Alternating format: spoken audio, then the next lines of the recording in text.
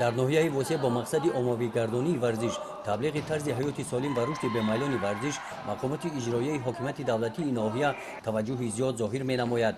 дар ин самт бахши кор бо ҷавонон ва варзиш, ҷамъияти варзишии ҳосилот ва мактаби варзишии ноҳия саҳми арзанда мегузоранд.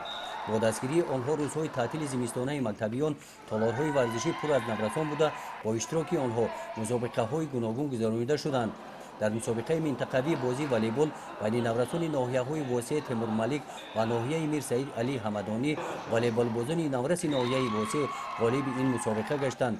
бояд қайд намуд, ки дар ин мусобиқа ҳамчунин дастаҳои духтаронаи волейболбозони ноҳияҳои восеъ ва Мир Саид Али Ҳамадонӣ иштирок намуда, духтарон маҳорати хуб нишон доданд.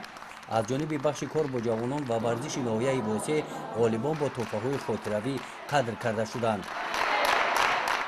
дар ин рӯзҳо дар толори гӯштингирии мактаби варзишии ноҳия мусобиқаи ноҳиявии гӯштини тарзи зудо баргузор гардида, ғолибони даври ноҳиявӣ муайян гардида, барои иштирок дар мусобиқаҳои вилоятӣ имтиёз гирифтанд.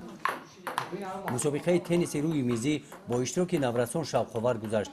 ғолибон бо ифтихорнома қадр карда шуданд.